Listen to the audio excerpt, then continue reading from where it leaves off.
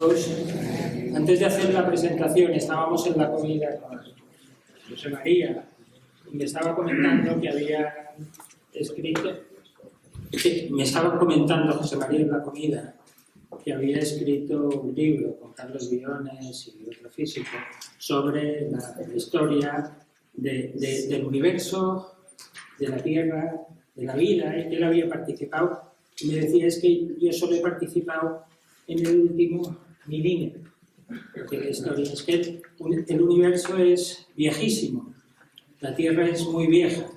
Entonces, en el último milímetro, he traído en casa, estos son 40 centímetros, son 400 milímetros. Si yo cojo esto, pues son 400 milímetros, cada milímetro es 1.000.000 de años. Lo que vamos a hablar hoy estará en 2 milímetros. A los 15 metros está el inicio del universo, a los 4.600, 4,60 la vida. Un poco después empieza Luca, de Luca a Lucy. Lucy llega aquí a los 3 millones de años, 4, y él va a hablar de muchos años, pero para que se fijen en las dimensiones es eso. Vamos a hablar de los últimos 2 milímetros. Vamos a hablar de los últimos 2 milímetros. Y ahora, ¿queréis? Pues empezamos. Bon vespre a tothom. Gobernantes, autoridades, académicos, socios y socias, amigas y amigos, muchas gracias por venir y acompañarnos. Creo que nos esperan sorpresas.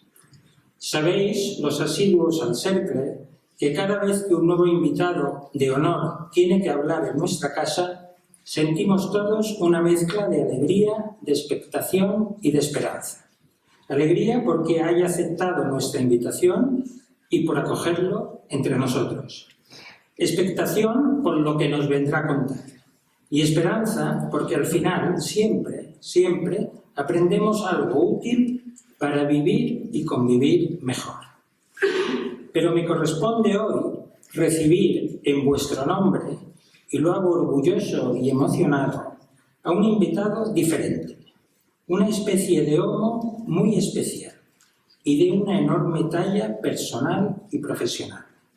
A una persona multipremiada, a coro, en equipo, como él siempre subraya, entre los que destaca el Premio Príncipe de Asturias de Investigación Científica y Técnica y que ahora ocupa, por méritos propios, el sillón K mayúscula de la Real Academia de la Lengua.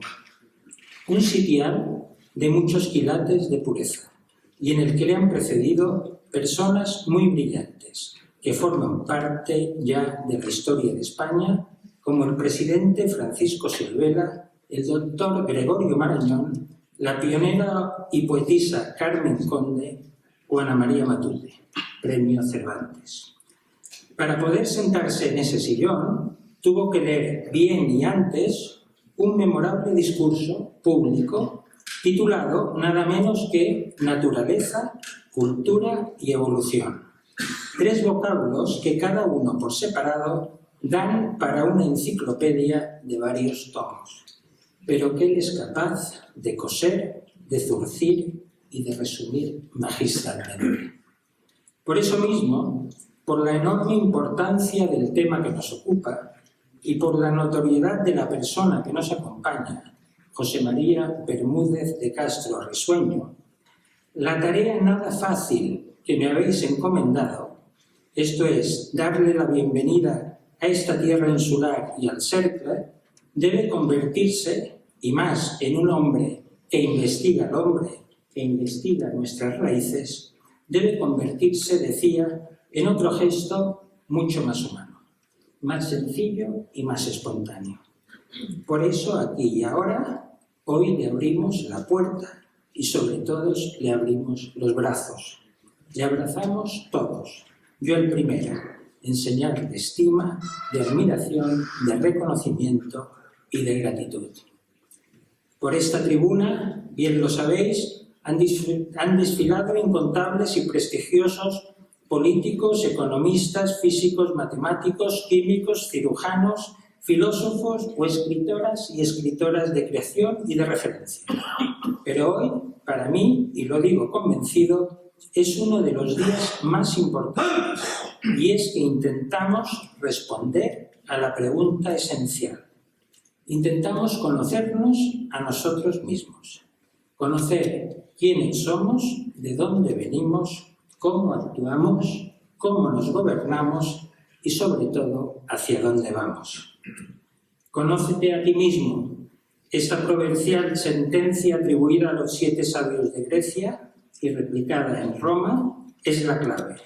Y con estas palabras caracterizó el médico Carlos Linneo al hombre, al que este científico, investigador y naturalista sueco autodenominó Sapiens hace 267 años. Sabio ubicado entre los primates, los primeros animales señores, y pariente de chimpancés y de bonobos. Necesitamos, pues, conocer y conocernos, conocer para comprender y comprender para tomar decisiones y actuar. Y en este momento vital, en el que la aceleración de la tecnología gira a más velocidad que nuestro planeta, aparecen nuevos motivos para revisar a fondo nuestra genealogía. Y es que el hombre, como decía Ortega, somos un animal que lleva dentro la historia, que llevamos dentro toda la historia. Una historia que solo personas de la talla de José María son capaces de desenredar. Volvamos, pues, debemos hacerlo a los orígenes del hombre y a los orígenes de nuestro hombre.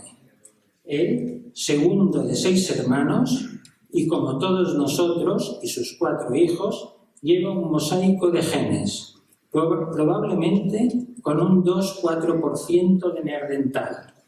La mitad de los cuales son y perviven de su querido padre, José María Coruñés, un químico metalúrgico investigador, y la otra mitad de su querida madre, otra mujer pionera, química ya en 1948, Teresa Risueño. Con esa buena química pudo ser buen médico. Empezó la carrera en 1971, pero la diosa Fortuna le llevó a escuchar una clase del maestro Arturo Valls, antropólogo, sobre la evolución humana, y se quedó fascinado, estupefacto. Cambió el fonendo por los pinceles, los raspadores y las lupas de los paleontólogos, y allí brotó su pasión y su vocación, que aún continúa intacta. Doctor en biología, paleoantropólogo, centenares de publicaciones, más de casi 400, decenas de capítulos de libros, 48 y 15 libros. Tengo algunos aquí. Algunos escritos con su hija, Elena, pediatra. Dirigió el primero el Centro Nacional de Investigación sobre la Evolución Humana. Profesor de investigación del CSIC y del University College de Londres. Curiosamente, empezó estudiando dientes de otros isleños, los canarios, hasta que de la mano de Emiliano Aguirre desembarcaron en Atapuerca, un lugar olvidado, para, en equipo con Eduard Carbonell y Juan Luis Arzuaga y tantos otros, escribir una de las páginas más brillantes de la ciencia española y reescribir la historia y la prehistoria de los primeros homínidos en Europa. Reescribir, pues, nuestra historia. De la cima, donde estuvo a punto de morir 2 veces, a la cima de la ciencia, desbordando con mucho nuestras fronteras y haciendo de este lugar, ya inmortal, uno de los yacimientos más importantes del mundo en este momento. Termino. Estamos ansiosos por escucharle. Decía al inicio que nuestro invitado de honor, José María, es un homo muy especial. Es un bípedo que le costó mucho caminar. Y además de muy sapiens, resapiens, con genes, pero también es un pionero, un auténtico Homo antecesor, la especie que él mismo ha bautizado de explorador adelantado, que destaca por lo que sabe, tanto que la biblioteca del CNIE lleva su nombre. Destaca por lo que ha hecho para la ciencia y sin parar durante 50 años, pero sobre todo destaca por cómo lo ha hecho. Y es que más por sus excelentes credenciales profesionales, queremos que esta noche todos ustedes sepan que José María es además un auténtico bono sapiens, es premio de humanidades, una especie que debemos proteger y el tipo de persona que todos querríamos tener como amigos si tuvieran la oportunidad de conocerlo personalmente. Y está aquí esta noche de carne y hueso con todos nosotros. Muchas gracias, José María, por aceptar esta invitación, por tu generosidad y desplazarte hasta las islas para estar esta noche con todos nosotros. Muchas gracias por tu compromiso social, por rebuscar en el lodo, en el humus, jugándote la piel, por rebuscar nuestros orígenes y nuestra esencia. Y muchas gracias también a todo el equipo de Atapuerca, que has codirigido durante décadas, por intentar ayudarnos a conocernos un poco mejor. Y finalmente, muchas gracias a todos vosotros por vuestro apoyo y por vuestra presencia, que sin duda honra este acto y honra a nuestro ilustre invitado y nos ayuda a cumplir con nuestro propósito. Con mucho orgullo, bienvenido José María, bienvenidos todos al Cercle de Economía de Mallorca. Muchas gracias.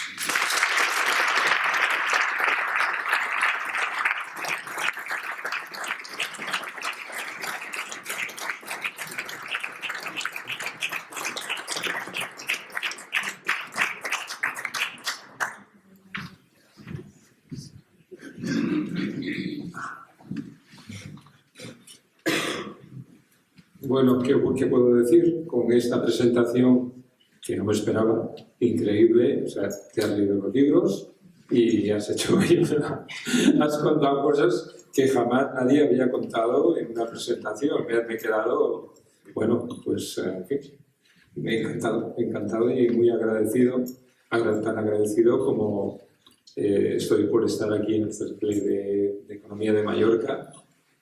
Bueno, he estado varias veces en las islas y bueno, hoy he tenido la oportunidad de ver en el último piso de este hotel, he visto toda la bahía y es una verdadera maravilla y te agradezco de verdad que me hayas llevado.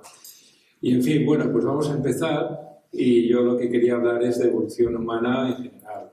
No voy a hablar de Atapuerca porque es una cosa pues de Europa, una cosa concreta, ¿no? Quería hablar de evolución humana en general.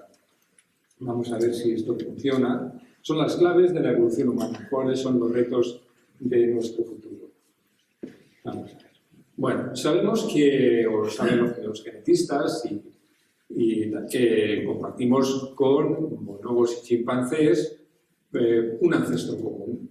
Hace unos 7 millones de años aproximadamente, la genética no tiene la posibilidad de decir 6, 7, 8 millones de años. Bueno, pero bueno, 7 millones de años es una buena fecha, por eso lo de los 2 milímetros que contabas antes, ¿no? Compartimos con ellos un ancestro común. Quiere decir que estamos muy separados de ellos porque, claro, hemos hecho una divergencia, ¿no? Entonces nosotros hemos seguido nuestro propio camino, ellos el suyo, y ahora estamos muy separados. Pero, sin embargo, seguimos teniendo muchísimas cosas en común. De esto podría estar hablando mucho tiempo, porque realmente cuando estudiamos nuestro comportamiento nos damos cuenta que no hemos perdido mucho de lo que tienen ellos. Bueno, de hecho, seguimos compartiendo con chimpancés y bonobos aproximadamente casi el 99% de los genes, una cifra que se contó hace ya algunos años cuando se describieron el genoma de los chimpancés y el genoma humano, se hicieron las comparaciones pertinentes y se vio que compartíamos cerca del 99% de los genes, algo que bueno, pues nos sorprendió bastante, ¿no? Porque como somos tan antropocéntricos, pensábamos que éramos únicos, excepcionales, extraordinarios, y no somos tan excepcionales ni extraordinarios, aunque no es necesario tampoco hacer demasiadas investigaciones al respecto, porque esto es una cosa que todos debemos saber.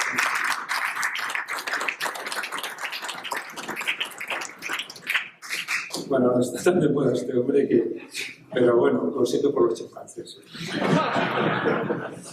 Bueno, la evolución humana siempre se ha visto de esta manera, ¿no? Esto ya desde finales del siglo XIX, cuando Jean Dubois se fue a Indonesia buscando el eslabón perdido, y luego durante la primera mitad del siglo XX, incluso Ernesto Meyer, un entomólogo, pues dijo, no, la evolución humana está formada por 3 especies, una detrás de la otra, totalmente lineal, ¿no? Una da lugar a la otra, etcétera, etcétera, ¿no?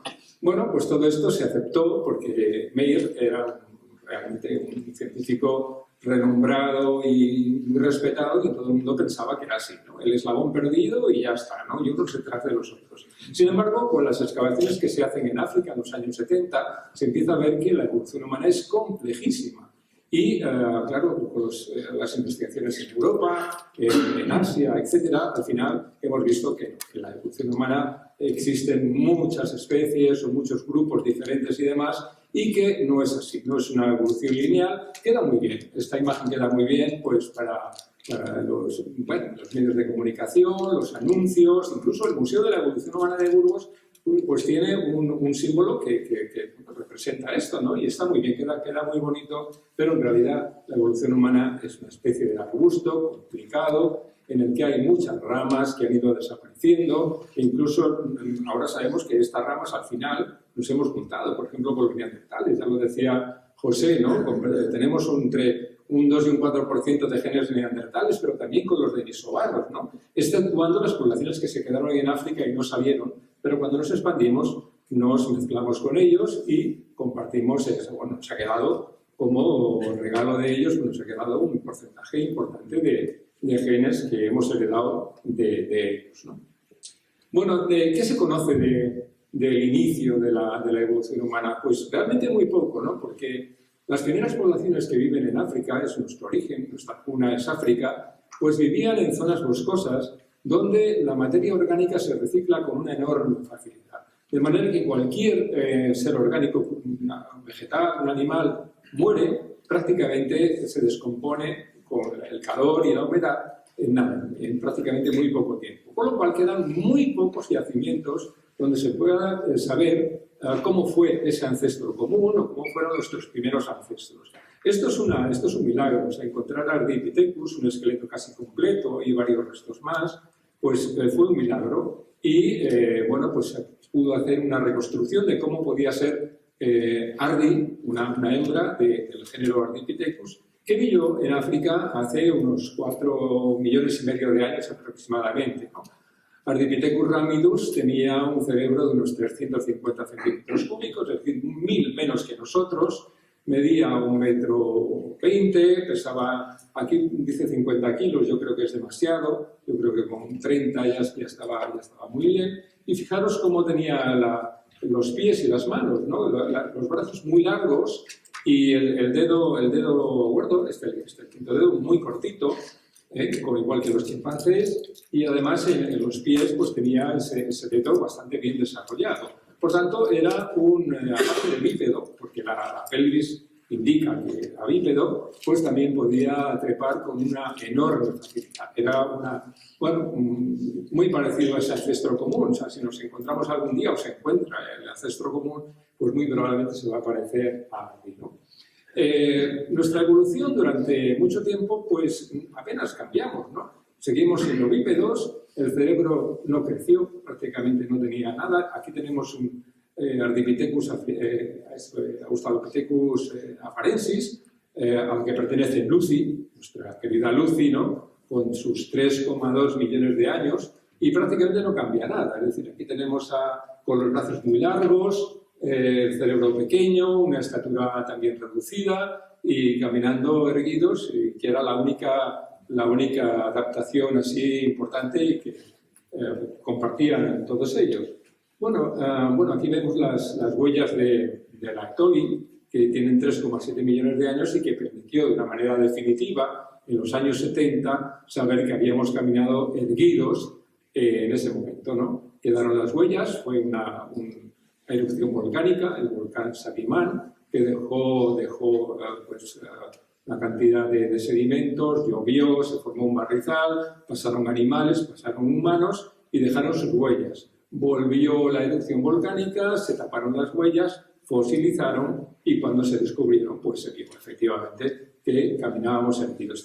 Esa fue una evidencia clarísima. Pero por supuesto la pelvis. La pelvis es fundamental. La pelvis de un cuadrúpedo es muy distinta de la nuestra y con esto, pues si tú ves una pelvis ya sabes si se trata de un animal cuadrúpedo o de un animal bípedo. Estas son las huellas de la Etoli y ya se ve que en la Etoli el quinto dedo ya está unido a los demás. Ya desde los 4,5 millones de años a los 3,2 hubo algún pequeño cambio. Ya empezamos a ser un poco más bípedos, a movernos mejor, a tener más, ¿cómo diría yo?, más eficientes desde el punto de vista energético, caminando bípedos, ¿no? Porque Ardipithecus probablemente era mucho mejor trepador que bípedo. Y así lo demuestran los estudios que han hecho, ¿no? Decían, bueno, seguramente Ardi salía de la selva por si acaso y demás a comer alguna cosa, pero volvía corriendo porque si no venía un predador se lo podía comer. Su eficiencia energética caminando debía ser relativamente discreta, ¿no? Una cosa importante, una adaptación que siempre pasa inadvertida, y es que siempre hemos sido omnívoros, hemos comido de todo. Y esta es una cosa que casi no se habla de ello, ¿no? Pero es verdad que es una adaptación fantástica, porque si eres un carnívoro exclusivo, pues entonces dependes de la carne, ¿no? Si eres vegetariano, solo dependes de los vegetales, pero si eres omnívoro puedes comer de todo. Y por tanto, puedes vivir en cualquier sitio y comer absolutamente todo lo que haya, ¿no? Es por eso que ahora mismo nos hemos expandido por todo el planeta, porque por todo el planeta tenemos de todo, podemos comer cualquier cosa. Si solo hay carne, comeremos solo carne. Si solo hay vegetales, solo vegetales. Y si hay de todo, pues comeremos de todo. Así que es una adaptación realmente extraordinaria, ¿no? Bueno, pero las cosas en el planeta, ya sabéis que es un planeta dinámico y las cosas siempre van cambiando. Ahora estamos hablando del cambio climático, un cambio que es rapidísimo, que está sucediendo delante de nuestros ojos, ¿no? Pero desde que empieza nuestra evolución hasta la actualidad, pues también ha habido unos cambios de clima muy notables, ¿no? Es más, podéis fijaros que hace 5 millones de años la temperatura global del planeta a nivel de la Tierra, de la superficie terrestre, estaba en 17 grados. O sea, estaba mucho más alta que en la actualidad, ¿no? Y no pasaba nada, claro. Lo que pasa es que, bueno, sí pasaba. Las especies se tenían que adaptar, pero se tenían que adaptar poquito a poco. Ahora nos tenemos que adaptar en cuestión de decenas de años. Eso prácticamente es imposible, ¿no? Fijaros el descenso, la línea roja, de la temperatura del planeta. Bueno, esto tuvo repercusiones, por supuesto, a largo plazo. Fijaros que hacia los 3 millones de años ya estamos en una temperatura de unos 14 grados y eso significó que África cambió completamente su paisaje. De un paisaje en el que prácticamente todo el continente estaba cubierto por vegetación, pasamos a una situación en la que solamente una parte, la parte oeste, fundamentalmente, está cubierta por vegetación, mientras que está el desierto del Sáhara, por un lado, y por otro lado las grandes praderas del este y del sur de África. Las cosas han cambiado, ¿no? Y nos tenemos que adaptar. Las especies de homínidos, de homininos, tuvieron que adaptarse, desaparecieron muchas de ellas, muchos ardipithecus desaparecieron, muchos australopithecus desaparecieron y fueron apareciendo otras formas de ser humano, ¿no? Y esas formas de ser humano pues tenían que adaptarse a la nueva situación. Ya no hay esos bosques tan esplendorosos que había en África, sino que tenemos, por ejemplo, pues esas praderas, ¿no? Estas sabanas, donde pues, hay otro tipo de comida. Y si hay otro tipo de comida, pues no nos queda más remedio que adaptarnos, ¿no? Y entonces, bueno, fundamentalmente, pues elegimos comer carne porque era lo que había, ¿no? Fundamental. No quiere decir que comiéramos solo carne. Cazar no es nada nada sencillo, ¿no? Que se lo preguntan a los bosquimanos, que es un grupo que sigue viviendo todavía en la época de la caza y la recolección. Me contaba mi amigo Eudal Carbonell, que estuvo con ellos, que cuando pues, conseguían una pieza de caza era fiesta. El resto pues pasaban recolectando todo lo que podían, ¿no? Y cuando cazaban algo, fantástico. Pues seguramente esto nos pasó a nosotros. Pero en cualquier caso, esta es una escena que podía haberse perfectamente dado pues hace 2 millones de años. 2 millones y medio de años. Justamente en ese momento aparece algo diferente también en el registro, en este caso el registro arqueológico, que son las primeras herramientas de piedra. Unas herramientas de piedra muy simples, muy sencillas. Los chimpancés utilizan herramientas para golpear y cascar, por ejemplo, nueces o cualquier otro fruto, ¿no? Pero nosotros empezamos a hacer una cosa diferente, que es transformar la materia prima, adaptarla a nuestras necesidades. Esto es lo que podríamos llamar, desde el punto de vista antropológico, el inicio de la cultura. Si queréis, la cultura material, me da igual, porque definiciones de cultura hay creo que 400, ¿no? Pero bueno, cultura material, ¿no? Esto es lo que se ve en los yacimientos africanos, ¿no? Al mismo tiempo que se ve que esta escena que hemos visto antes, pues aparecen las herramientas. Y aparece algo también muy importante, que también pasa muchas veces inadvertido, que es la pinza de precisión. Y es el hecho de que ahora somos capaces de hacer este gesto tan sencillo, que es poder juntar el dedo índice y el dedo pulgar, ¿no? Esto no lo hace un chimpancé, no lo hacía los ardipithecus, no lo hacía Australopithecus, lo hacemos nosotros.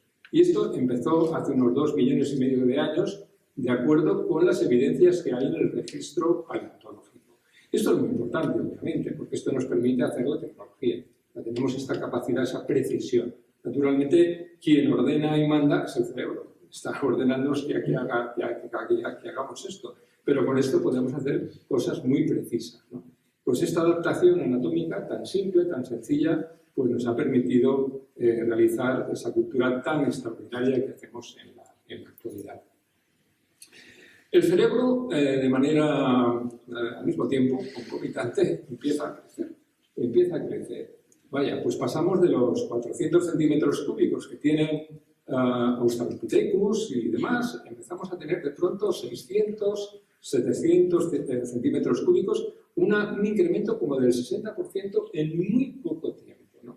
Es decir, aquí la selección natural está actuando, sin duda, porque esto ocurre de una manera muy rápida. Aquí hay una evolución muy rápida. Aquí veis la curva del crecimiento asintótico, exponencial, perdón, de la capacidad craneal. Pasamos al principio, en 7 millones de años, estamos en 350 centímetros cúbicos y en muy poco tiempo estamos ya en los 1.500 centímetros cúbicos. 1.700, 1.800 se han contabilizado en algunos neandertales, ¿no? O sea, unas barbaridades, ¿no? unos cerebros enormes, gigantes. Nosotros ahora estamos en un promedio de unos 1.350 aproximadamente, ¿no? que está muy bien, ¿no? Bueno, vamos a hacer un resumen de estas 4 cosas que hemos visto, ¿no? La pinza de precisión, que nos permite hacer herramientas, los cambios en la dieta. Yo pongo una flecha hacia la mayor capacidad craneal y claro, todo el mundo pensará, claro, el hecho de comer carne nos hizo más inteligentes, no tenemos más capacidad craneal, ¿no? Bueno, no, en realidad mi idea es, bueno, tenemos que cazar, tenemos que hacer herramientas, no nos queda más remedio que unirnos, ser más sociables, hacer equipo y si no hacemos equipo no cazamos. Como cazan los lobos, por ejemplo, que cazan en grupo, ¿no? Pues aquí realmente empezamos a ser mucho más sociables para poder conseguir ese alimento que necesitábamos. Y desde luego hacer esas herramientas que también necesitábamos para después desplazar a los animales, etcétera, etcétera. Así que muy probablemente la selección natural operó hacia aquellos individuos que tenían mayores capacidades para ser sociales y demás y por tanto para dejar más descendencia, porque la evolución al fin y al cabo es si dejo más descendencia pues quiere decir que mis genes van a pasar a la siguiente generación. Si no pasan a la siguiente generación, pues se van a perder, ¿no? Bueno, esta es un poco la idea, que hay otras hipótesis, por supuesto. Bueno, ¿qué impulsó el tamaño del crecimiento del cerebro? Bueno, pues lo que decía antes, la habilidad para construir y utilizar herramientas y la cooperación social para la obtención del alimento cárnico. Esto es lo que yo pienso, ¿no? Que la selección natural operó de esta manera.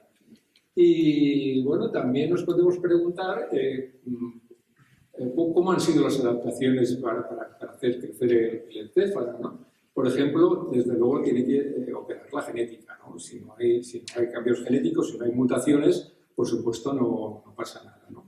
Para conseguir un cerebro grande, lo que necesitamos es mutar, que muten algunos genes que sabemos que están relacionados con el tamaño cerebral, como el gen ASPM, o bueno, aquí están los nombres, pero eso es lo que nos importa, ¿no? Lo cierto es que nuestro cerebro es muy curioso cuando estamos, por ejemplo, en la gestación, la gestación que dura 9 meses, ya sabéis, en nuestra especie, y poco menos en los chimpancés. En los chimpancés, el embrión, en los últimos meses de embarazo, crece aproximadamente unos 4 centímetros cada semana. Y en cambio, en nosotros, crece a razón de unos 25 centímetros cúbicos por semana. Es por eso que en los últimos meses del embarazo, en las mujeres de pronto el embarazo se convierte en que empieza hoy la barriguita está pequeñita, de pronto en muy poco tiempo pues la barriga se pone enorme, ¿no? Porque es que la cabeza de los niños crece muchísimo. Bueno, ahí están esos genes que hacen que nazcamos ya con un cerebro aproximadamente de unos 800, casi 700 centímetros cúbicos. Una barbaridad. Una auténtica barbaridad, o sea, ya más que un australopiteco, ¿no? Eso por una parte. Pero hay una segunda adaptación del cerebro que, en mi opinión, es más importante que la primera, que es la del aumento de tamaño, ¿no? Y es la ralentización que sufre la complejidad de ciertas regiones neuronales del cerebro, ¿no? Por ejemplo, los chimpancés cuando nacen, pues tiempo ya están caminando, ya se están moviendo, por supuesto protegidos por sus madres, que son lactantes hasta que cumplen 4 años y medio. Nosotros somos lactantes hasta los 2 años y medio, de una manera natural, pero sin embargo, pues estamos muy desvalidos, por lo menos hasta que tenemos 4 o 5 años, ¿no? Dependemos de nuestros padres y fundamentalmente de la madre, dependemos durante mucho tiempo. Y además, bueno, nos cuesta caminar pues más de un año. Cuando los chimpancés, este chimpancé que podrá tener unos pocos meses o unas semanas, ¿no? Ya está correteando por la selva, ¿no? Nosotros hasta que no pasa más de un año no podemos caminar erguidos, ¿no? Que es nuestra forma natural de caminar. Y además, pues lo que hacemos es llorar, gemir y pedir comida y poco más, pero no hablamos, siquiera podemos hablar, no podemos expresarnos, ¿no? Nuestro cerebro está muy ralentizado. Y esto, pues bueno, puede ser una ventaja o una desventaja, eso como podamos ver, ¿no? ¿Cómo conseguimos una mayor complejidad del cerebro, ¿no? Bueno, pues hay desde luego formas, hay formas de conseguirlo, también genéticas, y hay una forma muy curiosa. Me voy a referir solamente a la mielina. La mielina es una sustancia que protege las fibras largas de las neuronas, ¿no? Bueno, este proceso de formación de la mielina dura bastante tiempo.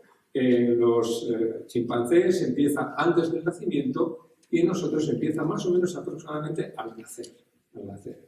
Bueno, la formación de mielina es una sustancia lipoproteica producida por una serie de células, tampoco interesan mucho los nombres, pero que tiene una propiedad muy interesante. Primero, protege las fibras largas de las neuronas. Y segundo, multiplica la velocidad de transmisión del impulso nervioso hasta por 100 cuando está plenamente desarrollado.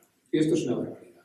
Un niño, por ejemplo, cuando nace, que no tiene casi mielina, responde muy mal a los reflejos, ¿no? O sea, no tiene esa capacidad para responder, ¿no? Sí, le haces una gracia y entonces sonríe o lo que sea, pero no tiene esa rapidez que tenemos nosotros para responder a cualquier problema, ¿no?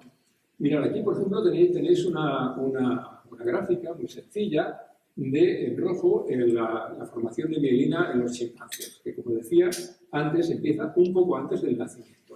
Pero a partir de los 15 años ya prácticamente baja, desaparece ya, y ya se ha formado todo, y el chimpancé ya tiene un cerebro complejo y se acabó. Nosotros, ¿cuándo terminamos la formación de mielina? Pues aproximadamente hacia el final de la tercera década de la vida, es decir, hacia los 30 años. Es decir, nosotros tenemos un cerebro completamente desarrollado cuando cumplimos aproximadamente 30 años. Y esto es una cosa que se sabe desde hace pocos años, ¿no? Muy interesante porque yo les diría a las empresas que contratarán a personas de 30 años, porque es lo mejor de la vida.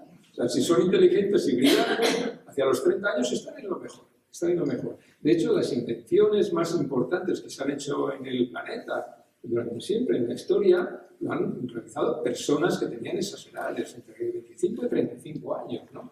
Luego no quiere decir que a partir de esas edades ya se acabó, no, todo lo contrario. Luego después pues seguimos siendo muy brillantes y muy inteligentes porque seguimos estudiando, aprendiendo y demás y tenemos experiencia, ¿no? Pero que sepamos que la mayor complejidad cerebral de nuestra especie se consigue hacia el final de la tercera década de la vida.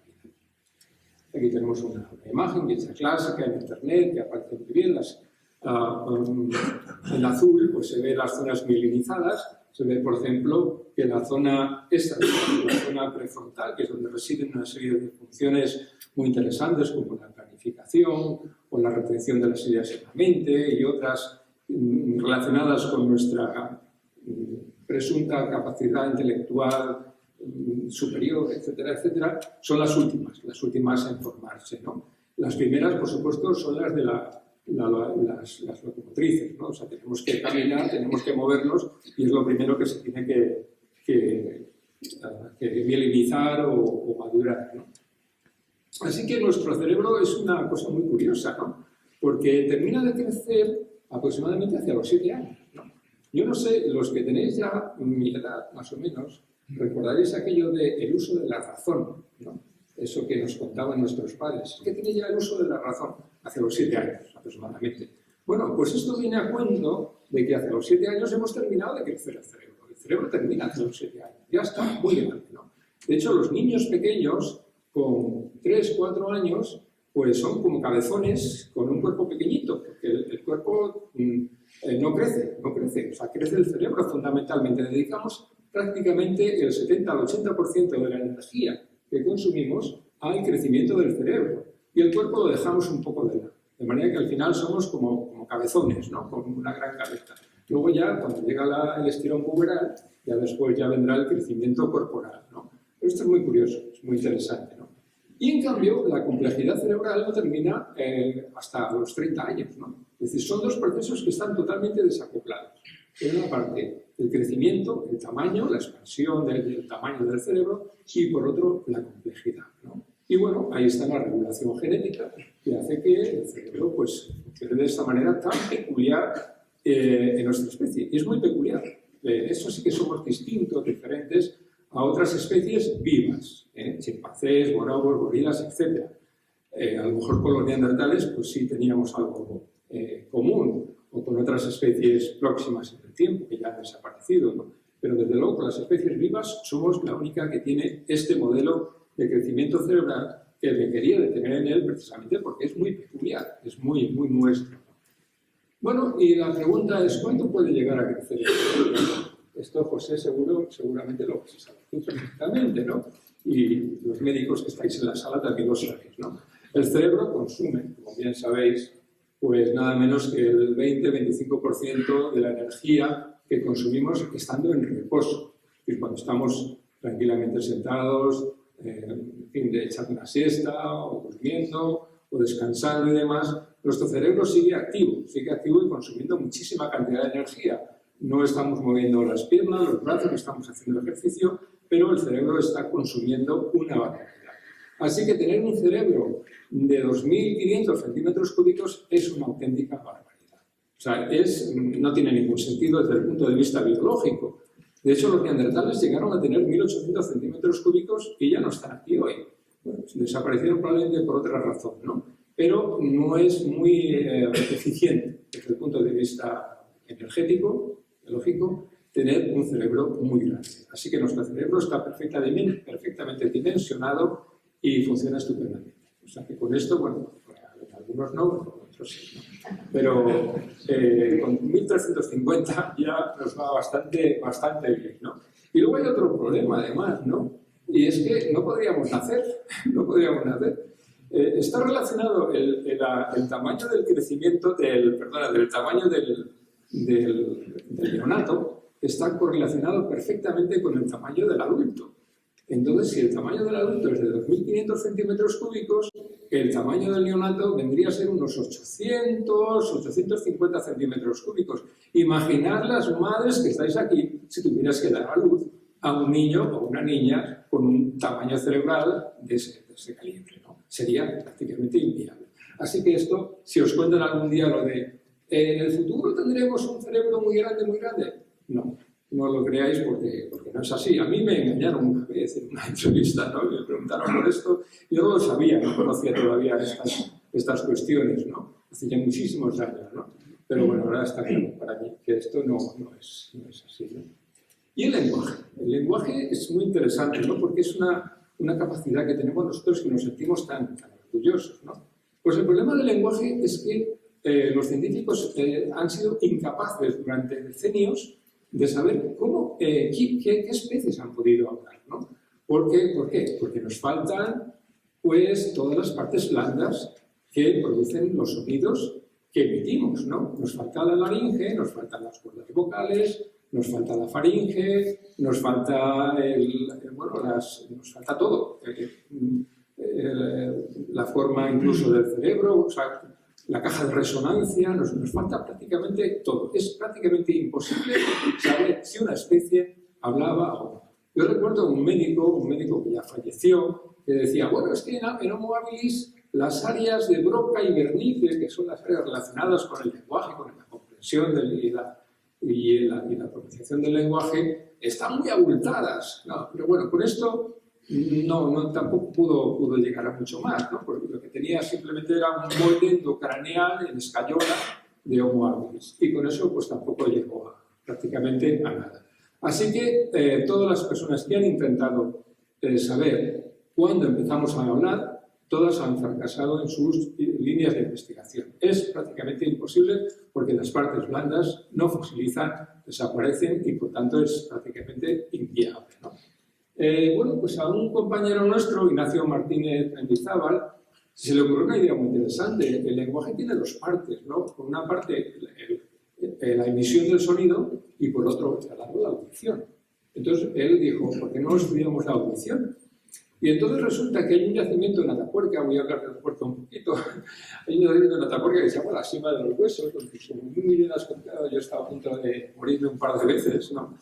Pues que conserva fantásticamente bien los cráneos de por lo menos 17 individuos de los que quedaron bien después de los destrozos que hicieron en ese yacimiento, ¿no? Y se conservan estupendamente los huesecillos del oído medio que están dentro del hueso temporal. Y esos huesecillos del oído medio se pueden medir, se puede ver su forma, su tamaño y demás, haciendo una microtomografía computarizada. Perfectamente se pueden ver, se pueden extraer en el ordenador, se pueden medir, se puede ver su forma y luego pues con la colaboración de ingenieros de telecomunicaciones pues se pueden hacer modelos de cómo podían escuchar los humanos a los cuales se les han extraído estos huesecillos, ¿no? Y mi compañero, con un equipo de investigación de ingenieros y demás, se pusieron manos a la obra y llegaron a cosas interesantísimas. Por ejemplo, aquí tenemos una gráfica en la que se ve, por ejemplo, en rojo la audición de los chimpancés, ¿no? La curva de audición, la audiometría que se hace un chimpancé. Se ha tomado como vaselina de las abscisas los decibelios. Nosotros escuchamos, o sea, prácticamente con 15 o 20 decibelios no escuchamos nada. Es el silencio casi absoluto, ¿no? Entonces se ha tomado esa referencia, los 15 decibelios aproximadamente, ¿no? Cuando estamos a unos 30 decibelios, estamos en silencio, ¿no? Con 15 decibelios hay que tener muy buen oído para percibir el ruido de una música, para que os hagáis una idea, ¿no? Bueno, pues resulta que, y en la parte de las ordenadas está la frecuencia del sonido, ¿no? En hercios, kilohercios, como queráis, ¿no? 5.000 hercios son 5 kilohercios, ¿no? Bueno, pues se hace la curva de la geometría de estos animales y se ve pues, que, igual que nosotros, hacia los 1.000 hercios, kilohercio, escuchamos muy bien, escuchamos estupendamente, ¿no? Pero cuando llegamos a los 3.000, los chimpancés dejan de oír. Y resulta que no, que nosotros seguimos oyendo todavía bastante bien, por lo menos hasta llegar hasta los 5.000 hercios. La curva es completamente distinta. ¿Qué ocurre? Bueno, pues cuando estamos hablando, yo estoy utilizando vocales y estoy utilizando consonantes. Y estoy mezclando vocales con consonantes con consonantes, etc. Para poder entender, decodificar en el cerebro toda esta complejidad del lenguaje que yo estoy utilizando en este momento. Necesitamos un ancho de banda que sea como la que veis aquí, hasta 5.000 hercios por lo menos. Si no tienes ese ancho de banda, eres incapaz de decodificar lo que estás escuchando. Un chimpancé, por ejemplo, escucha perfectamente las vocales, que es lo que necesita. O sea, un chimpancé no necesita que le cuentes historias. Sí, le puedes contar una historia y aprenden algunas palabras, ¿no? Pero no aprenden a hablar. No aprenden a hablar porque ellos viven en un medio natural donde no necesitan esa biometría como la nuestra. Necesitan otra cosa. Necesitan escuchar el ruido de otros chimpancés que les está diciendo, oye, gritando que aquí hay un árbol con fruta, además, o que viene un predador, cuidado, que viene un enemigo, que viene no sé qué. Bueno, con eso es suficiente. En cambio, nosotros hemos aprendido a comunicarnos mediante un lenguaje articulado muy, muy complejo, ¿no? Y esto lo hemos conseguido gracias a esto, ¿no?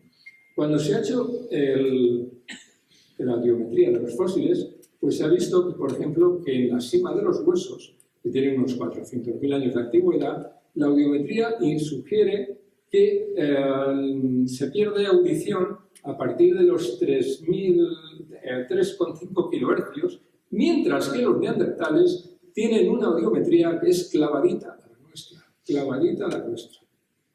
Vamos a ver, ¿significa que hablaban?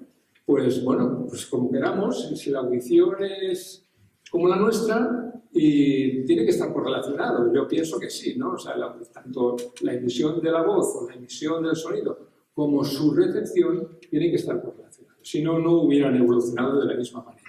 Así que lo más probable es que, igual que nosotros, los neandertales pudieran hablar.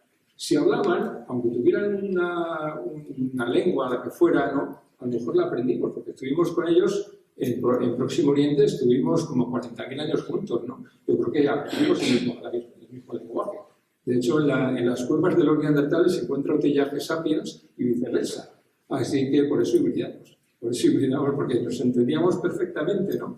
Hablamos el mismo lenguaje y entonces pues fue estupendo, ¿no? Y cuando subimos hacia Europa, los neandertales ya estaban bastante fastidiados por las glaciaciones y con mucha endogamia y demás, pues seguramente también hibridamos porque a lo mejor ya habíamos aprendido el lenguaje de los neandertales y los convencimos por alguna cosa, ¿no?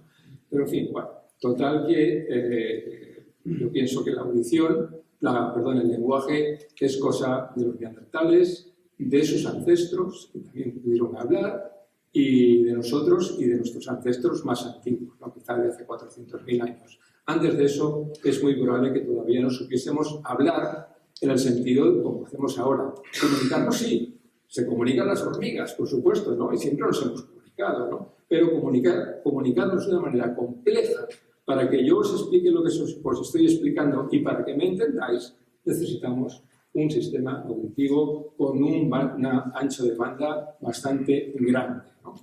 Y ya está, así de sencillo, ¿no? Bueno, ya una pregunta ya para ir terminando, ¿no? ¿Desde cuándo tenemos una conciencia de que somos similares a como somos nosotros y que por tanto pertenecemos a nuestra propia especie, ¿no? Pues Homo sapiens surge en África, eso parece claro.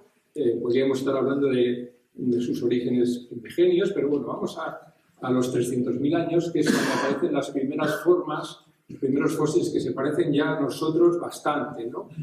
Aquí tenemos un cráneo de hace 160.000 años que prácticamente es como nosotros. Es un espécimen de Homo sapiens, pero clarísimo, un poco robustote y demás, ¿no? Pero se parece ya bastante a nosotros. Homo sapiens aparece en África hace unos 300.000 años y hace unos 160.000 años ya prácticamente da igual que somos en la actualidad. Bueno, pues vivíamos en esta época de la caza, la recolección, las herramientas de piedra, teníamos una vida pues igual que la que tenían los australopithecus, lo que pasa que éramos nosotros.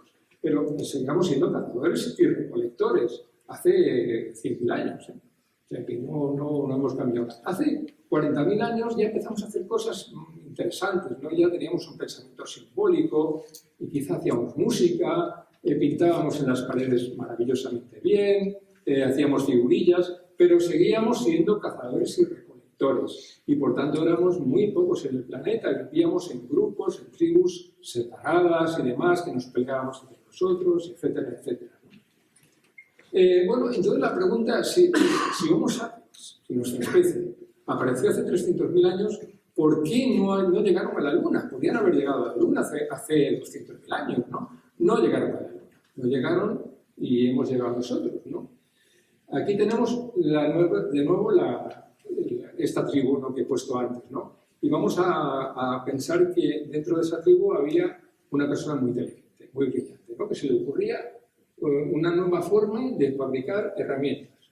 Se le ocurría algo sensacional, magnífico, extraordinario y demás, pero ese conocimiento se quedaba dentro de la tribu, porque no se la podía comunicar a lo mejor a otra tribu que estaba próxima, porque hacían un clan y demás, pero si se iba a 30 kilómetros más allá le pegaban una pedrada, porque siempre hemos sido bastante violentos, ¿no? Entonces, siendo tribales, pues no nos iba bien. Nos marchábamos a ver a otro grupo con esa idea y te recibían a pedradas, así de claro. Por tanto, esa información no podía moverse, se quedaba dentro de la tribu. Este señor se moría y se acabó esa innovación. Esa innovación se quedaba dentro de ese grupo. Ese grupo a lo mejor seguía viviendo y a lo mejor fabricaban herramientas ellos, pero solamente ellos. Y por tanto, el progreso de la innovación se quedaba dentro de ese grupo, ¿no?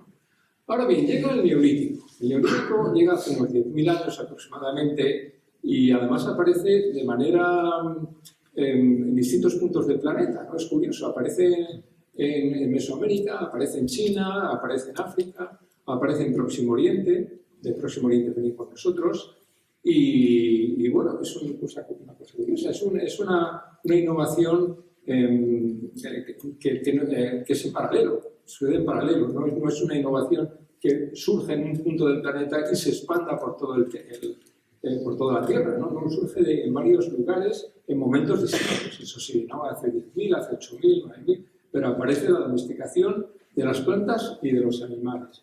Y claro, esto crea un crecimiento demográfico, un contacto, que hay más cantidad de alimentos, un contacto mayor entre grupos, porque hay que intercambiar los bienes y demás, los conocimientos empiezan a ser compartidos, no como antes, y se socializa el conocimiento, ¿no? Esto es importante, la socialización siempre en un punto interesante, ¿no?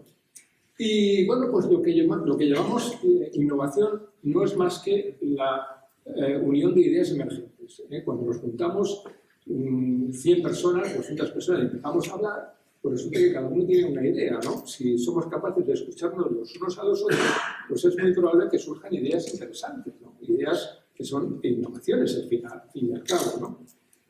Bueno, a medida que hemos ido comunicándonos, pues la ciencia ha ido a una velocidad pues tremenda, ¿no? Ahora que tenemos internet, imaginad, ¿no? Toda la información que tenemos a nuestra disposición, es tremendo, ¿no?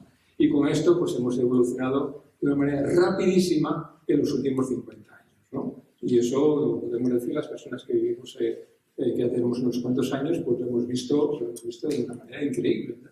cómo hemos evolucionado, cómo hemos cambiado de una manera absolutamente impresionante, ¿no? Es una especie de, como de cerebro colectivo que funciona, ¿no? Por ejemplo, cuando la pandemia pues se juntaron, era un momento dramático para la humanidad, ¿no?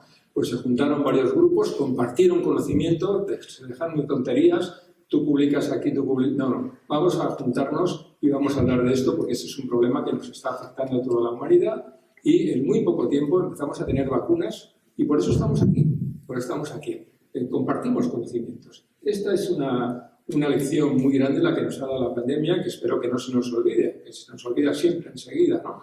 Empezamos a aprender a hacer vacunas diferentes, distintas, que nos han permitido sobrevivir. Esto es como digo, una grandísima lección. Bueno, ¿y cuál es el futuro que nos espera a nuestra especie? Pues muy sencillo, vamos a ver. En la evolución biológica, depende de dos elementos que son esenciales. Por una parte, los cambios en el genoma, las mutaciones, que producen riqueza genética. Si las mutaciones no son letales, que hacen que el portador se muera, pues esa riqueza genómica está en nosotros, ¿no? Tenemos esa riqueza, no la utilizamos, pero la tenemos ahí. Somos más ricos desde el punto de vista genético.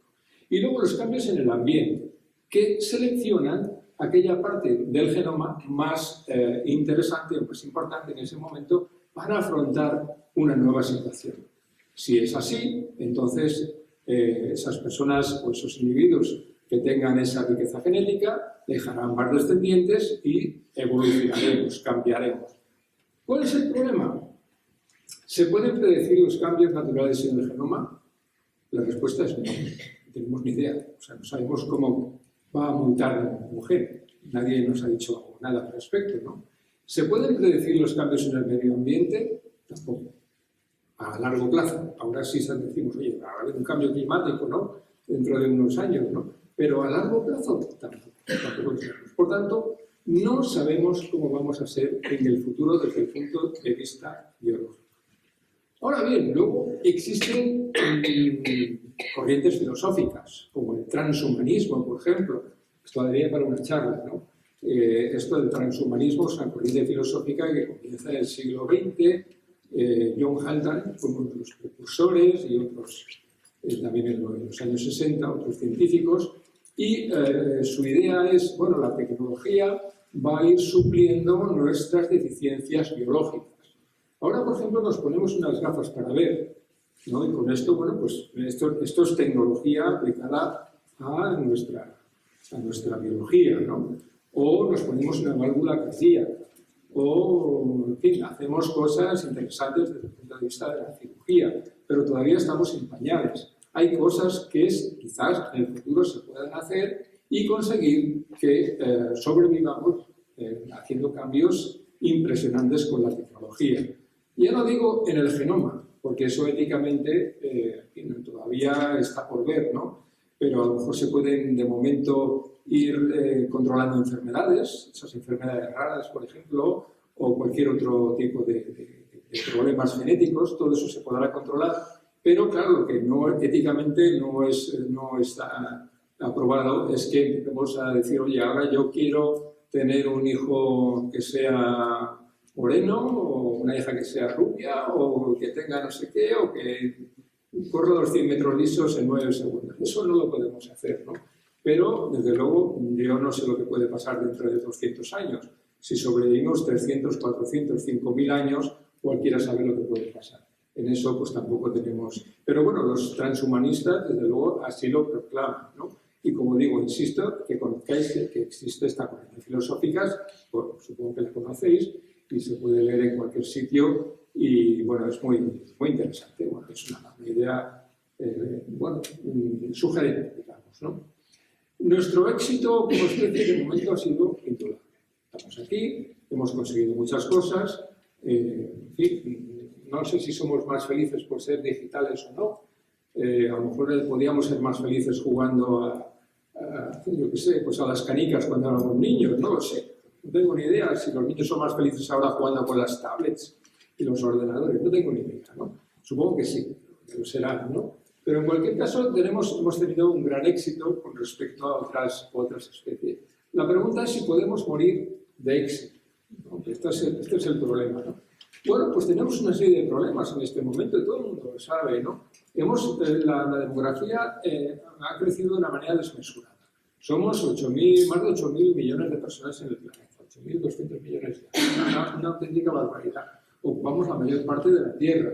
Necesitamos unos recursos tremendos que los podemos sacar, sí, vamos inventando cosas y quizá podamos alimentar a mucha gente, hasta los 10.000 que se presume, ¿no? Pero bueno, tenemos también un exceso de desechos. ¿Qué hacemos con ellos, no? Tenemos la influencia del clima y las condiciones ambientales. Están pasando cosas y lo estamos viendo, y quien niegue el cambio climático, pues da igual, pero las cosas están ahí, está pasando, lo estamos viendo delante de nuestros ojos, ¿no? O sea, donde yo vivo ahora, antes nevaba todo el año y ahora no nieva nunca. Bueno, pues es un cambio que yo estoy viendo y lo estamos viendo todos, ¿no? Y luego hay un problema sobre todo con la tecnología. Bueno, esto es el problema del cambio climático, pero hay un problema muy interesante, muy importante, y es que somos primates, eso es evidente, ¿no? Y nuestro conocimiento, por muy importante que sea, es limitado. Somos una especie todavía bastante limitada, aunque tengamos ese cerebro tan desarrollado, todavía hacemos cosas que no son normales, ¿no? Antes hemos visto al señor Trump, ¿no? Lo vota más de la mitad de los estadounidenses, ¿no? Y es un señor que dice barbaridades todo el día, ¿no? ¿Por qué se vota a este señor? Bueno, porque no somos quizá tan listos como pensamos que somos, ¿no? Somos primates con armas de destrucción masiva en nuestras manos. No las armas de destrucción masiva que decía que el presidente de los Estados Unidos en Irak, son las de verdad, las que tienen ellos. Y este es un problema muy importante por el que tenemos que vivir. Yo siempre digo que vivimos en el filo de la navaja y creo que así es, ¿no? Y bueno, con esto ya termino. Muchas gracias por vuestra atención y si hay alguna pregunta.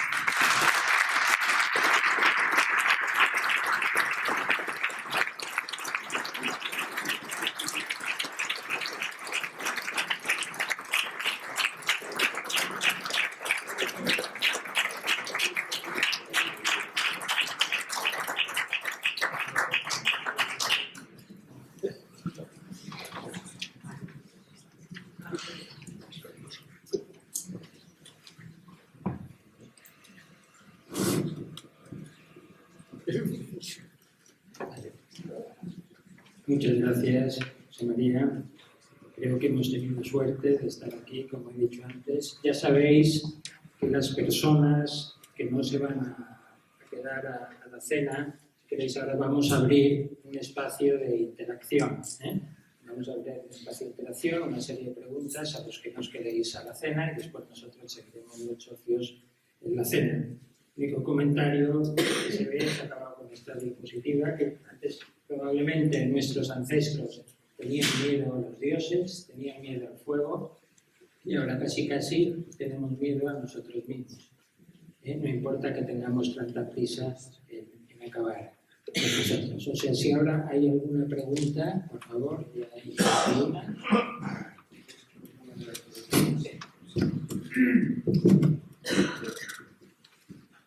Lo primero, enhorabuena por el acto y por su conferencia muy interesante. Me planteo un par de preguntas. ¿Por qué llegan los mediocres al poder? Eso no es un símbolo de inteligencia. Efectivamente, este es un problema serio, ¿no? Yo creo que las personas que tienen capacidades cognitivas importantes y demás se dedican a otras cosas, ¿no? Se dedican a hacer empresas, a crear empleo, a hacer investigación, a hacer ONGs y otras cosas, ¿no? Y yo creo que muchas veces, pues desgraciadamente, la política, pues viene mucha gente que no tiene otra oportunidad. Al final casi se convierte en una agencia de colocación y es una pena, ¿no? Es una pena porque en la política hay que tomar decisiones muy importantes, ¿no? Que nos afectan a todos. Muchas veces pues, esas decisiones no son las mejores, ¿no? Pero claro, estamos en una democracia y somos pues miles de personas. Entonces, tomar decisiones no es una cosa que tengamos que hacer a mano alzada, ¿no? Tú votas una vez cada 4 años y tienes que aguantarte. Si no te gusta, pues no, era esta la... ¿Por qué votar a una persona inútil? Bueno, también se puede votar a una persona inútil, ¿no? Y además es que, bueno, en la política yo creo que hemos visto muchas películas en las que vemos, ¿no?, que las personas al final a las que votas, ¿no?, muchas veces pues están manejadas, ¿no?, y por detrás hay otras personas que son las que toman decisiones, ¿no? Muchas veces tú votas o la gente vota y dice, hombre, es que esta persona me cae bien, tú la ves y tal, oye, pues mira, es que es un chico muy guapo, o es una chica muy guapa, o es lo que sea, ¿no? Este tipo de cosas que al final pues no sirven para eso, ¿no? Yo, desde luego, tengo muy claro, yo intento seguir las elecciones, ¿no?, políticas, ¿no? Y me cuesta mucho trabajo escuchar, oír propuestas que sí, es una buena propuesta, ¿no? Yo, por ejemplo, en ciencia, me he dedicado a la ciencia, recuerdo una vez que seguí por una esta electoral y demás, y solamente escuché a una persona hablar de ciencia en toda la campaña electoral. Solamente a una.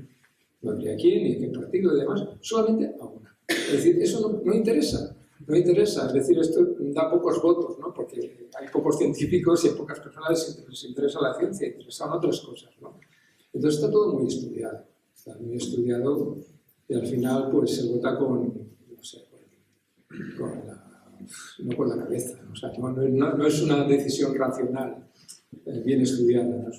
Es una reacción muy emocional, ¿eh? Se va a la emoción, a nuestra parte emocional del cerebro, ¿no? Eso está claro, está muy claro, está muy bien estudiado. La gente que hace las campañas electorales sabe qué está haciendo, ¿no? Está muy claro, ¿no? Y bueno, pues en la democracia aguantamos 4 años y se ha terminado, ya está, no pasa nada. Y además todos se equivocan. O sea, no hay ningún partido político que tenga la verdad, ¿no? Y diga, oye, no, es que esto no voy a hacer así, voy a contestar a todo el mundo, ¿no? Siempre hay errores, es así, ¿no? Y bueno, mira, mejor una democracia que otra cosa, ¿no? Entonces, sí, aunque no es lo mejor, pero es lo mejor que hay en este momento, ¿no? Es muy difícil, es muy complicado. Entonces, podríamos estar hablando mucho tiempo, pero desde luego mejor que una dictadura o mejor que otra cosa que sea, ¿no? Por lo menos puedes decir algo, pues tienes libertad para decir algo, ¿no? Tampoco no vas a insultar a nadie, ¿no? Sino puedes decir, pues yo quiero esto, a mí me gustaría que esto fuera de otra manera, pues lo puedes decir y nadie te vaya a atacar, te vaya a cárcel por eso, ¿no? Por lo menos eso. En fin. ¿Qué preguntas más tenéis?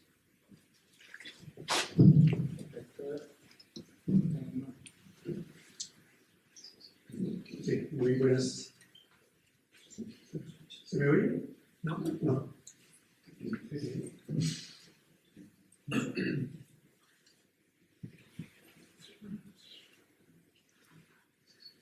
Sí, muy buenas noches y bueno, muchas gracias por esta excelente lección. Yo tengo una pregunta pensando en el futuro. Usted ha hablado del transhumanismo y ha pasado muy de puntillas por esas 2 condiciones que pueden llevar a una evolución biológica. Mi pregunta es muy simple y se la he hecho a veces a biólogos. Me gustaría saber qué opina usted sobre la posibilidad de que biológicamente evolucionemos a otra especie, a algo diferente del sapiens. Bueno, o sea, lo normal es que en biología es que haya divergencia, ¿no? Es decir, yo lo he contado antes, no es una evolución lineal, ¿no? Es decir, esta especie pasa a ser otra. No, por ejemplo, vamos a poner un ejemplo. En Europa están los primeros neandertales. En la cima de los huesos de la Sierra de Atapuerca están los primeros neandertales. Cuando estudiamos esta población, bueno, es que el 70% de los caracteres estos son neandertales, ¿no? Por tanto, pero vamos a llamarlo Homo heidelbergensis porque es un poco distinto de los neandertales clásicos. Bueno, es que al final lo que está pasando es que esa población está evolucionando, está cambiando y al final serán neandertales clásicos. Entonces, lo más lógico y tal sería llamar a estos homínidos que hay en la cima de los huesos como neandertales, igual, ¿no? Porque es la misma especie, un poco más arcaica. Entonces, claro, nosotros podemos estar evolucionando 400.000 años y seguir siendo Homo sapiens, un poco distintos, por supuesto, a los que estamos aquí en la sala, pero seguiríamos siendo Homo sapiens. Otra cosa es que nos fragmentemos. Si nos fragmentamos, entonces sí que hay una divergencia, ¿no? Como pasó con los neandertales y nosotros. Neandertales y nosotros compartimos un ancestro común que debió vivir a lo mejor hace 1 millón de años en algún lugar, yo siempre digo Oriente Próximo, porque es el cordón umbilical entre África y Europa. Los neandertales se quedan en Europa, nosotros nos vamos a África y ellos cambian de una manera muy rápida y demás, nosotros también. Y finalmente ahora, si ponemos aquí encima de la mesa 50 cráneos neandertales clásicos y 50 cráneos de sapiens, todo el mundo sería capaz de diferenciarlos inmediatamente sin ningún tipo de error cero, ¿no? Claramente somos diferentes, ¿no? Eso en 1 millón de años. Vamos a suponer que esto pasa con nuestra especie. Que en 1 millón de años, pues un grupo acaba en un planeta en el que se pueda vivir, ¿no? Y otro grupo se queda en el planeta Tierra.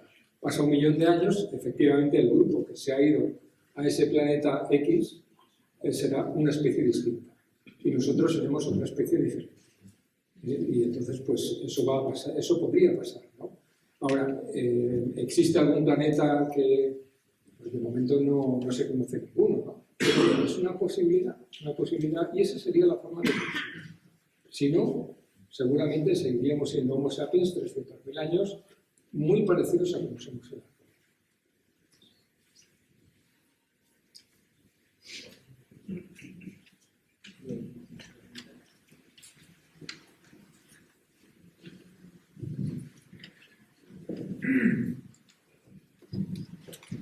En primer lugar, gracias y enhorabuena, ¿no? Ha hablado poco de la capacidad de inhibir, de frenar, que es tan importante como el lenguaje, entiendo, ¿no? La capacidad de inhibir, de frenar, de autocontrol, y me imagino que es exclusivamente del Homo sapiens. Tener un deseo, por ejemplo, un deseo cualquiera, y no ser capaces de frenarlo. Somos la única especie, me imagino, capaz de frenar nuestros deseos, de inhibirlos. Y una segunda cuestión es tampoco el papel que juegan las diferencias sexuales, las diferencias intelectuales hombre-mujer o diferencias emocionales hombre-mujer en el desarrollo humano. Vamos a ver, nosotros, como decía antes, compartimos un ancestro común con chimpancés y hemos llegado hasta aquí después de 7 millones de años, ¿no? Y naturalmente nos autocontrolamos.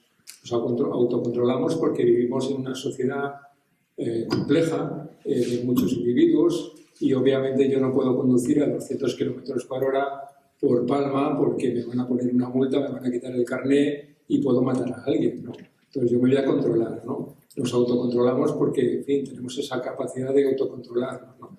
Pero en el fondo seguimos teniendo una serie de elementos básicos de comportamiento que compartimos con nuestro ancestro común con los chimpancés y todavía con los chimpancés, ¿no? Por ejemplo, seguimos siendo territoriales, muy territoriales, seguimos siendo jerárquicos, extremadamente jerárquicos. Somos tribales, es decir, el racismo no se ha erradicado ni jamás se va a erradicar, ¿no? Lo podemos controlar, podemos convencer a la gente de que no pasa nada, ¿no? Pero sin embargo, cuando tú ves a una persona que no es de tu grupo, ya no te digo de tu raza, ¿no? Bueno, raza es una palabra que estoy intentando, dentro de 2 años aparecerá cambiar en el diccionario porque ya la he cambiado. La he cambiado porque es que no existe, eso es una falacia del siglo XVI de Estados Unidos, ¿no? Pero realmente cuando ves una persona que no es de tu grupo y demás, existe cierto rechazo, ¿no? Por eso somos muy, muy tribales. Así que conservamos una serie de características en nuestro comportamiento que no hemos perdido. Estamos de alguna manera autodomesticados pues, para poder vivir en una sociedad normal y tal, y de cuando en cuando, bueno, pues alguna persona pues, se salta las normas y mata a alguien o roba o hace alguna barbaridad y pues cuando se le aparta y se le lleva a un lugar especial que se llama cárcel para evitar que tenga contacto con la sociedad, ¿no? Pero no creas que hemos cambiado tanto en ese sentido, ¿no? No lo creas, aunque estemos autodomesticados, pero seguimos teniendo... Hay muchas personas que defienden la autodomesticación. A mí me parece bien que se defiendan esas hipótesis, ¿no? Pero yo pienso que todavía tenemos unos instintos básicos tremendos y que es muy complicado controlarlos y se controlan gracias a que existen leyes y que te ponen una multa o te llevan a la cárcel, está claro. Esto, por ejemplo, pasa, cuando hay un problema, no sé, cuando el huracán Katrina, no sé si os acordáis, ¿no? Bueno, pues la gente pues, se dedicaba al pillaje. No había policía por la calle, bueno, pues se podía robar. Pero si te puedes morir, bueno, pues es que esto ha ocurrido hace poquito, muy cerca de aquí. Y esto ocurre, sigue ocurriendo. Entonces, tú me dirás que cómo hemos cambiado, hemos mejorado mucho. Seguimos haciendo las mismas barbaridades. Lo que pasa es que, bueno, si nos han educado bien, pues no vamos a robar, vamos a dejar... Pero nuestros instintos nos llevan a eso. Oye, podríamos estar hablando mucho tiempo de esto, ¿no? Y tal, pero... Porque esto a lo mejor es una cuestión de sociólogos y de psicólogos y demás, y es mi percepción, ¿no? Pero yo por lo que veo, lo que leo y por lo que escucho y por lo que tal, a mí me parece que seguimos muy arcaicos, muy primitivos y muy... Perdona, pero es que es lo que yo veo. Sí. Hay dos personas y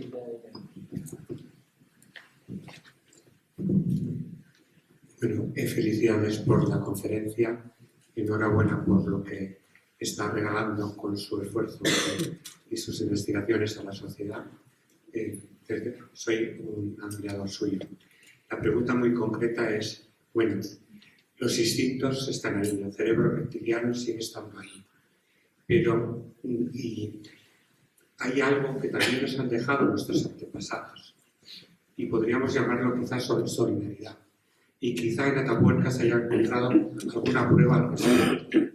¿Podría decirnos algo sobre el particular? El tema de la solidaridad.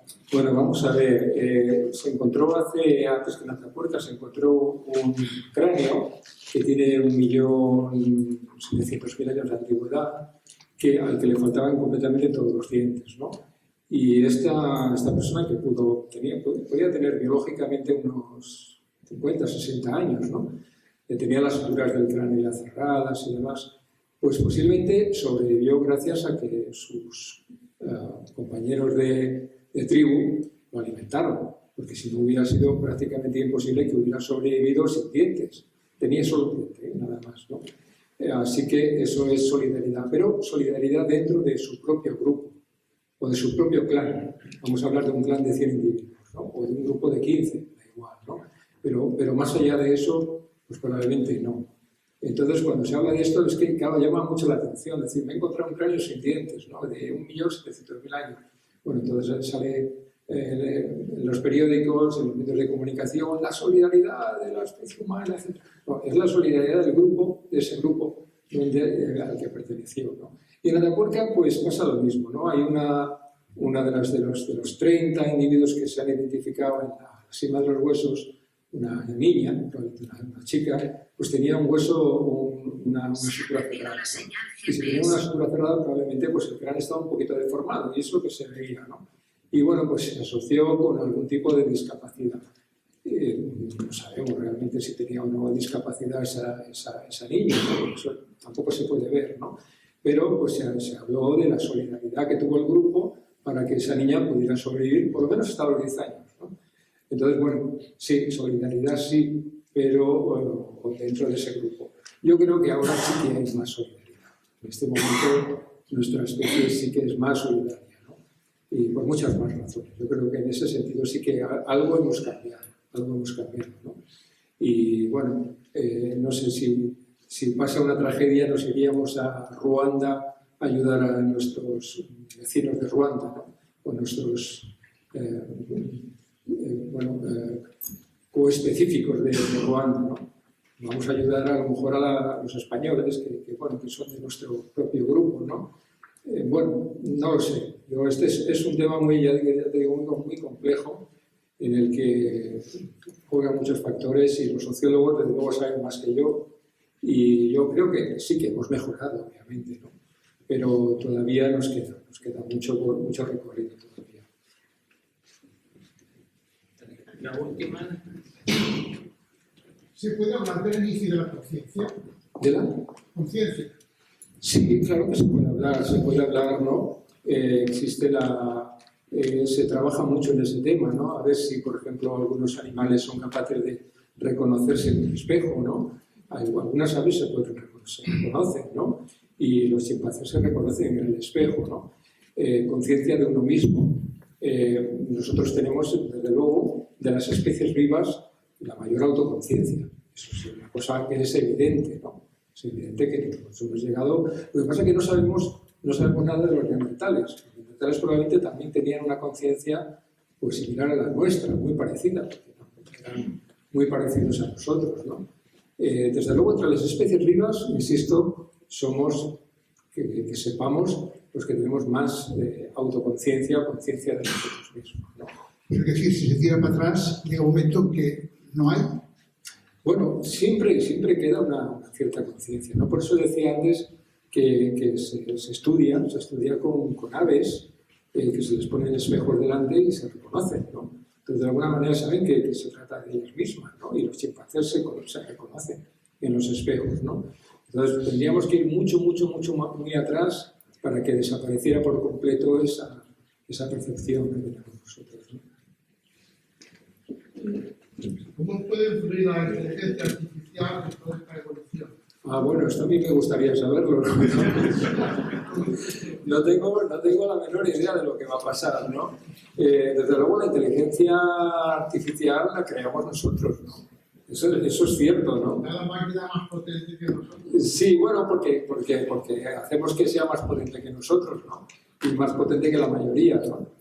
O sea, llega un informático y crea una máquina que es capaz de trabajar mucho más deprisa que nosotros, de hacer cálculos. Incluso la calculadora que llevamos en el bolsillo pues es más rápida que nosotros haciendo sumas, restas, etcétera, ¿no?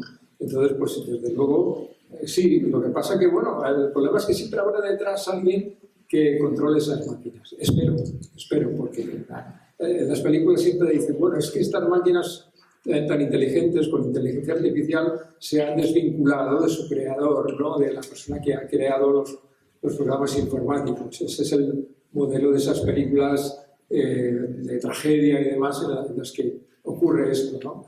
Yo creo que no va a ser así. El problema es que nos controle. Y de hecho ya nos controlan. Nos controlan en este momento, ¿no? No tiene mucha gracia, no sé, todos tenemos móviles.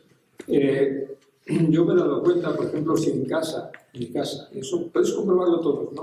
Hablamos de alguna cosa, ¿no? El otro día le mordió un perrito, le mordió a mi mujer, le fue a acariciar y le mordió.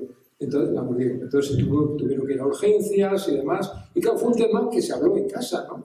Y recibió un mensaje con un anuncio el que decía que si tenía problemas con los perros no sé qué tenía que hacer. ¿Cómo es posible? Nunca había recibido un anuncio de perros.